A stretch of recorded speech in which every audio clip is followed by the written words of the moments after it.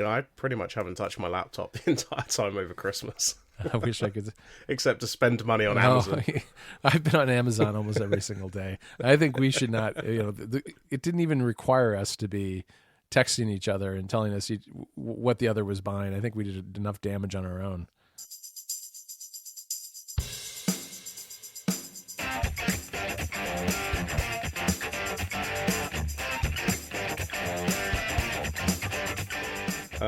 I mean, talking of Amazon, I spotted that you've got... Spotted, that was unintentional. You've got an Echo Spot. I do. I ordered... Well, here's the thing, is when those were announced, I don't know when it was, maybe October or so, something like that. Sometime in the fall, they got announced. And Federico immediately asked me to order him one. And I did. And then a few days later, I had that moment of, I think I want one too. So I had two come to my house. He got a white one. I got a black one. His came a day or two earlier and got mailed off to Italy. It costs more to mail it there than it costs to buy the Spot. not by a lot, but I don't think that there'll be much of this sort of purchase in America, send to Italy going on, because it was not cheap. But I like it. I mean, I think it's my favorite Echo device. I've tried the Echo Plus, I've tried the Dot, and I've tried this. And what I like about it is it works well on a desk, because it really just sits there and tells the time, gives you the weather, and then it cycles occasionally through headlines and that kind of thing, and then suggestions on what you can ask it. So, if I'm in the middle, if I am taking a break or I'll ask it to read me the news, or, it'll play videos. I don't think it makes very good use of video for the most part that I can tell, but the screen is nice. You can put your own background on it, which I did. And then it just lets me know what the time and the weather is, which is actually nice on that screen, because it's a lot bigger and easier to read and nicer than having to stare at your menu bar, which I know the information's there too, but I do kind of like having it on the Spot. Yeah, it looks like I mean, it's kind of expensive to... I get why you'd bought one, and like I think, maybe I'd like one at my desk at work or something like that. But they're still relatively expensive. Yeah, I don't know that for the little screens. I guess it's the screen price that's pushing the price up more than anything. I mean, it provides more functionality than a Dot, but not a lot. And a Dot is like $30. I mean, I think it's 30 pounds or so, right? Yeah, I think in the sales, the bottom end price is like £30 or £35, something like that. Right, and it goes up to closer to 50, I think, other times. But yeah, so it doesn't do a lot more than that, but it does sound better. I do like having the screen as well. I find I use it more because the visual aspect of it just kind of prompts me to then ask it something more often than I would otherwise. But it doesn't really do anything particular that any other Echo can't do, other than it can show you video. So you can say, I don't know. So I have it play music, and I'll show you album art, right? And the name of the album and the song and that sort of thing. So you got that. Sure. And I guess you can read the lyrics, which I don't really have any use for that.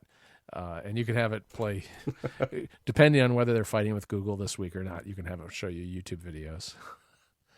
Sure. But yeah, so it's good, but it is a little bit pricey for the functionality. I'm assuming that hopefully they'll take more advantage of the screen as time goes on, because it's the only one they've got that has a screen at this point. Or other than the show, I guess. I'm forgetting the show, right? Yeah, I mean, but then that gets even more expensive, and it's pretty ugly. Yeah, and like, for instance, it also has this video. I have no use for the camera in it, right? You can do the video calling thing, and the Alexa app, of course, prompts me every time I open it to sign up for their messaging, which I don't do. But you can drop in on people, so you can you can drop in on me, Rob, and watch me sit here working. I'm going to give that a miss. Yeah, I don't think that's compelling video. Although I'm sure there are more boring things on YouTube. It doesn't take much to find something on YouTube that's as boring or worse there. So, well, yeah, but yeah, it's good. It's good. It's all good. Nice. Because you've been, I guess you've been kind of sorting out your office basement cave. Yeah. I spent we always take a couple of weeks off, so for the most part, for Mac Stories.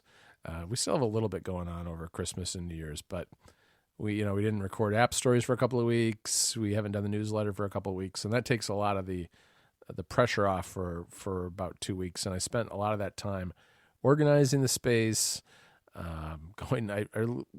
after I got the physical space all organized and set up the way I wanted.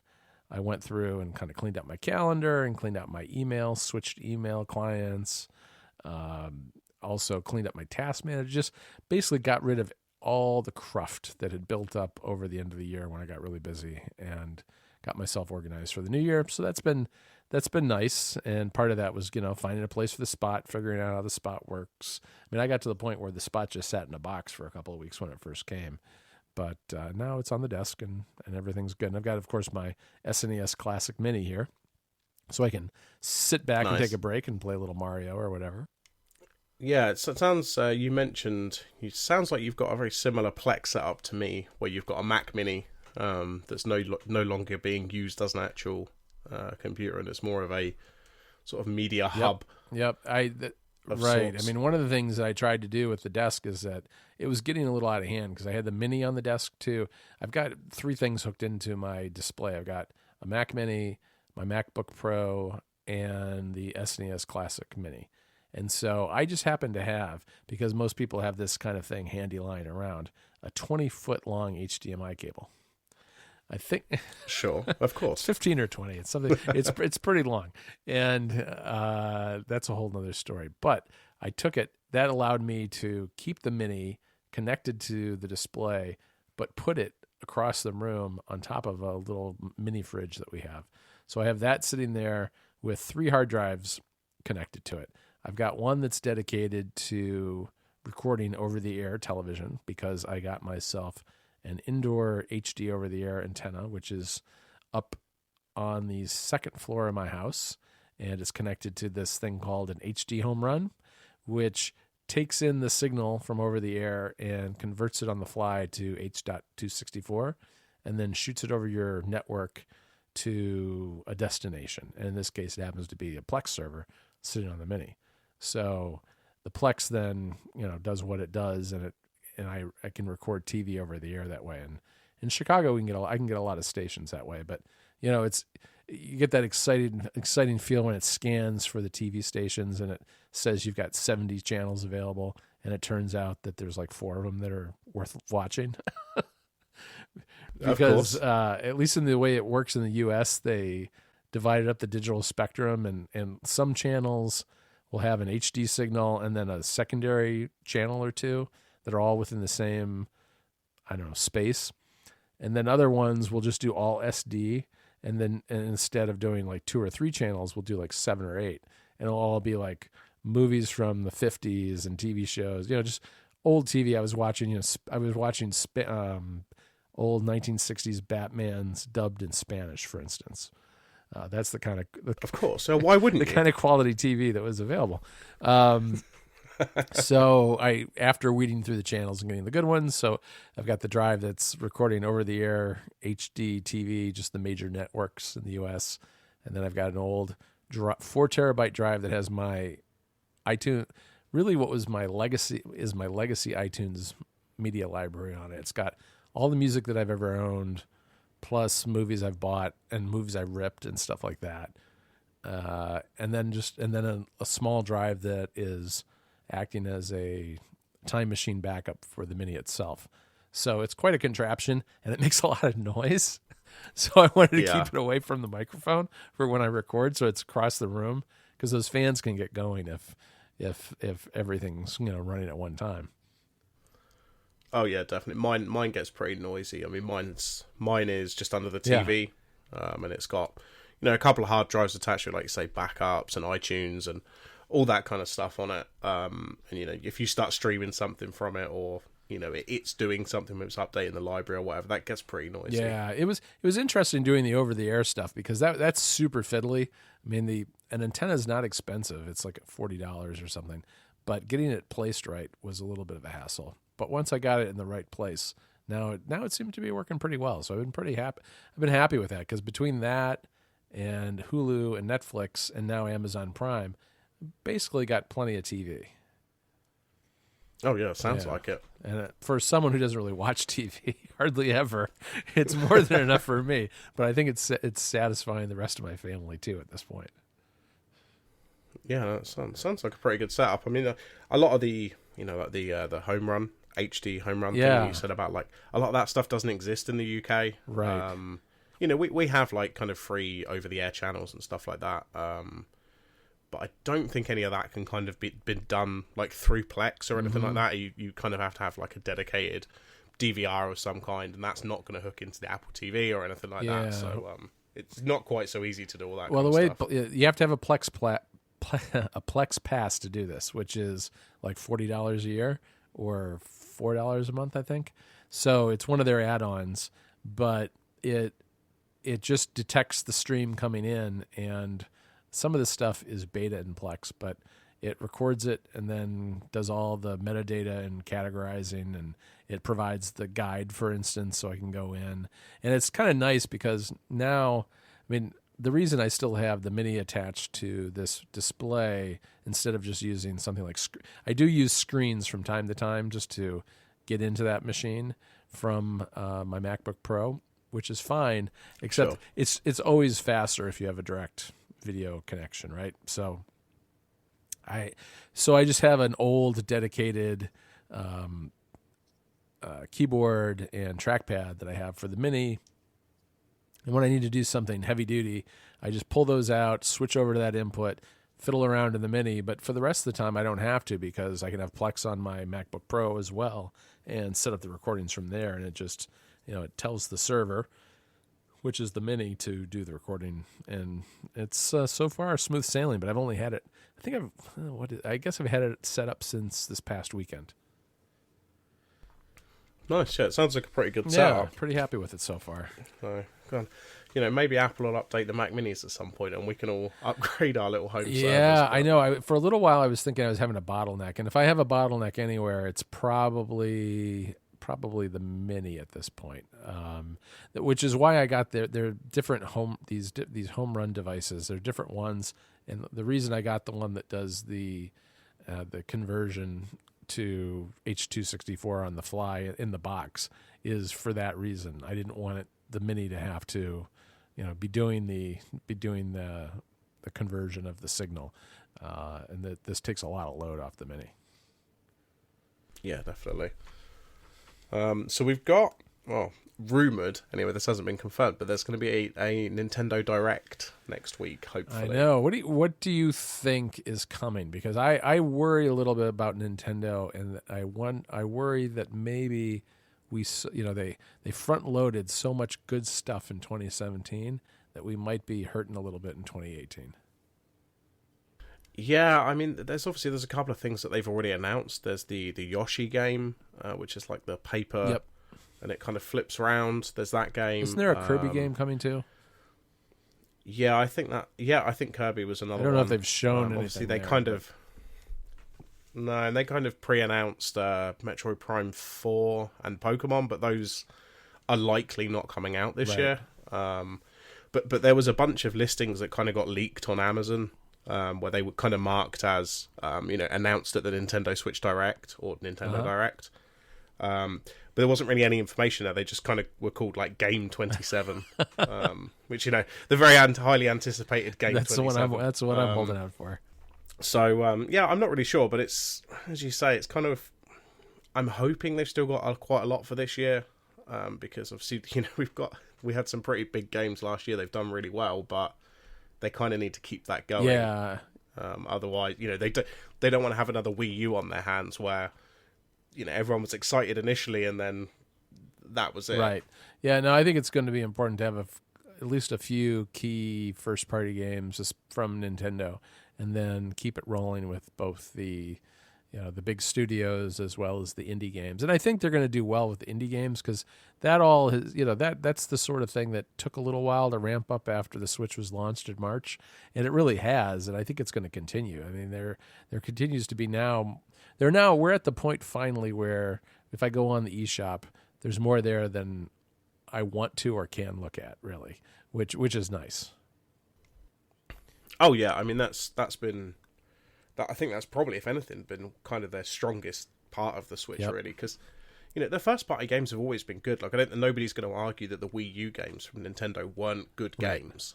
You had a couple of the Zelda HD remakes and obviously Mario games and stuff like that. Like, those are all good games, but they didn't have anything else to support it. Whereas, as you say, the indie games on the eShop, there's so many to choose from. Yeah, I think they're probably benefiting from the fact that the Vita is mostly dead at this point. And so it's now become, it seems as though it's become the indie destination of choice, really.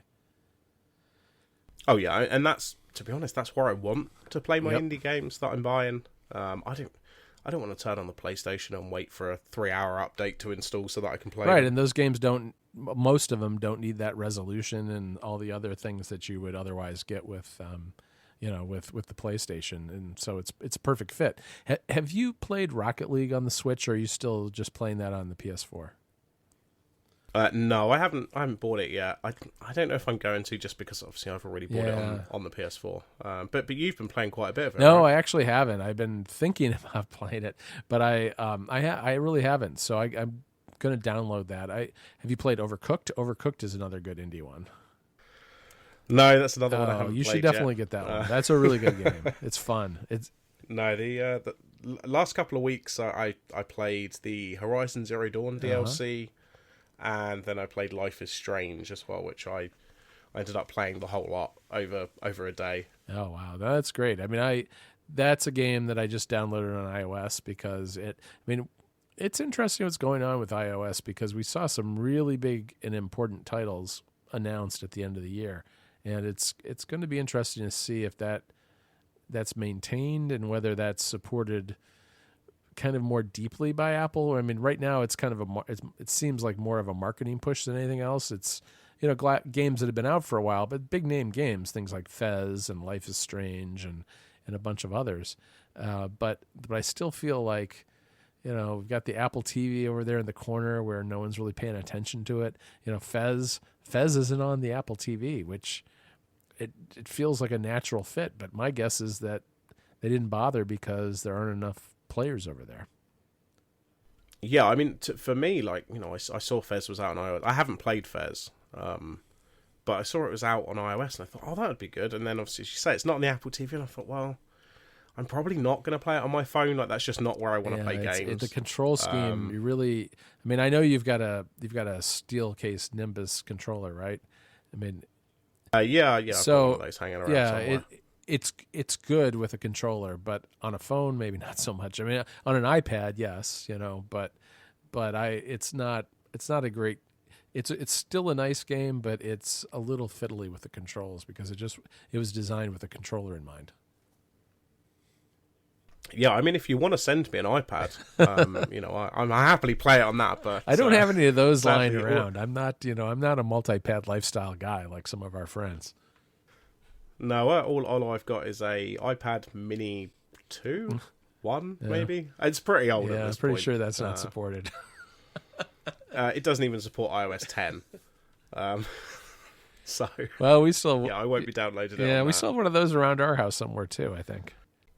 Oh dear. So yeah, I mean, as I say, the Switch event and iOS. I mean, it's been pretty good for games this last sort of 12 months. Yeah, I'm hoping it carries on. There's too much, really. There's far more than I can really play. I would definitely recommend Overcooked if you just want to have a fun game that's fun with, it's a multiplayer game, so it's fun to do with a couple of people because it requires cooperation. That's really good.